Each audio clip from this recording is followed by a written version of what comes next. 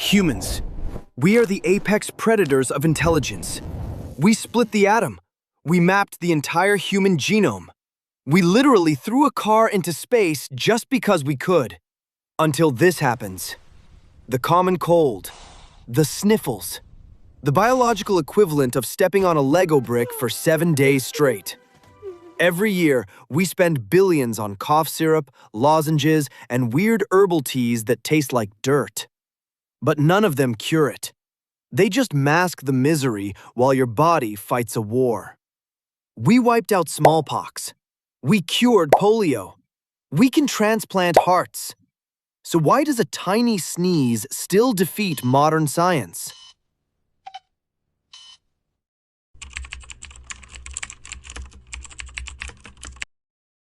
The first problem is language. When you call your boss and say, "I have a cold," you are technically lying. There is no such thing as the cold. The cold is actually a trench coat worn by over 200 different viruses. You have the coronaviruses, not that coronavirus, the chill ones, the adenoviruses, the enteroviruses, but the king of the castle? The rhinovirus. Rhinovirus, which literally means nose virus in Greek, not the giant horned animal, though honestly, having an actual rhinoceros in your nose might feel about the same. Scientists are very creative. The virus is responsible for up to 50% of all colds. But here's the catch. The rhinovirus isn't just one guy. It has over 160 distinct serotypes. Imagine you are a detective trying to catch a bank robber. You have his picture. You know his face. You catch him. Good job. Oh, yeah. But the next week, the bank gets robbed again. It's the same guy, but now he has a beard. The next week, he's bald. The next week, he's wearing a sombrero. This is what your immune system is dealing with. Your body is actually amazing at curing the cold. Once you beat rhinovirus type 42, you are immune to type 42 forever. You win. But then rhinovirus type 43 walks in, and your immune system has no idea who he is. To cure the common cold, we wouldn't need one vaccine. We would need a single vaccine that works on 160 different viruses that are constantly mutating. It's not impossible, but it's a logistical nightmare.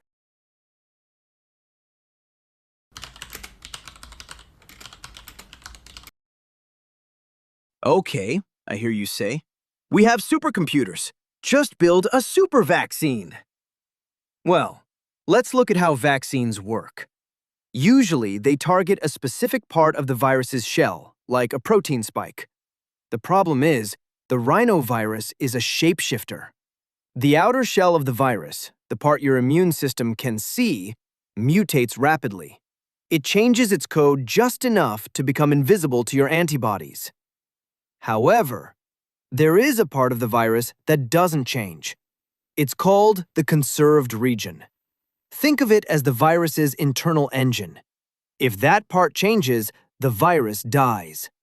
So, if we could target that part, we could kill them all. But nature is cruel. The rhinovirus tucks this conserved region deep inside distinct canyons on its surface. It physically hides its weak spot.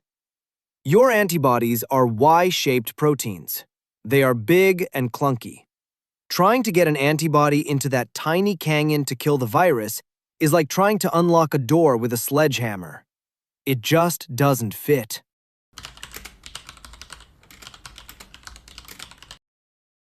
Here is the dark truth. We can cure the cold. Right now. We have chemicals that destroy the rhinovirus in a petri dish instantly. So why aren't they in your medicine cabinet? Because the side effects might be worse than the sniffles. In the late 90s, scientists developed a drug called plecanaril. It was genius.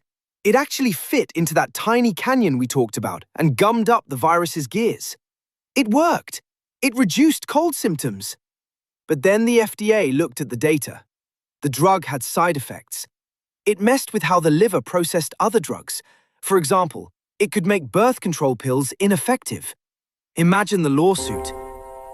I took a pill for a runny nose, and now I have a toddler. The FDA decided that the common cold is self-limiting. That's doctor speak for, it won't kill you, so stop whining. Because a cold is annoying but harmless, the safety bar for a cure is incredibly high. If a cancer drug has a 1% chance of hurting your liver, you take it, because the alternative is dying. But if a cold drug has a 0.001% chance of hurting you, banned. Too dangerous. The risk isn't worth the reward. So, are we doomed to sniffle forever? Maybe not. Scientists recently realized we've been fighting the war wrong. Instead of attacking the virus, which changes constantly, why don't we change the human? Wait, don't worry, I don't mean turning you into a cyborg. To survive, the virus needs to hijack your cells. It uses a specific protein in your body to replicate. Researchers at Stanford and UCSF found a way to temporarily turn off that protein in mice. When the virus entered the mouse, it looked for the tool it needed to copy itself. But the tool was gone. The virus couldn't replicate, and it just died. The best part? The mice were fine. They didn't need that protein for a few days. This is called host-directed therapy.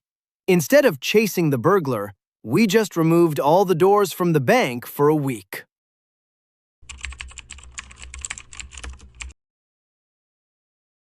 So the science is getting there. But there is one final hurdle. Capitalism. Developing a new drug costs roughly $2 billion and takes 10 years. Pharmaceutical companies are businesses. They want to make drugs for chronic things you take every day for years, like cholesterol or blood pressure medicine. A cold cure? You take it once a year for 3 days. Plus, the virus mutates so fast that by the time the drug hits the market, it might be useless. It's a terrible business model. So until we find a universal cure that is cheap, safe, and works on 160 different viruses without accidentally getting you pregnant or melting your liver, we are stuck with the tissues. Plus, and this is where the conspiracy theorists aren't entirely wrong, there's more money in treating the symptoms of colds than in curing them. The global cold and flu remedy market is worth billions of dollars annually. We're talking about decongestants, pain relievers, cough syrups, tissues with lotion, throat lozenges, and those weird zinc things your aunt swears by. If we cured the cold, an entire industry would essentially disappear overnight. Now, I don't think there's some sinister cabal preventing a cure from being developed, but the economic incentives definitely aren't aligned in favor of finding one. But hey, look on the bright side. At least it's not the bubonic plague. If you want to know why we haven't cured that, well, actually, we did. Antibiotics are awesome. But if you want to know why can't we predict the future yet, click this video right here. It's wilder than you think. Thanks for watching. Don't forget to wash your hands.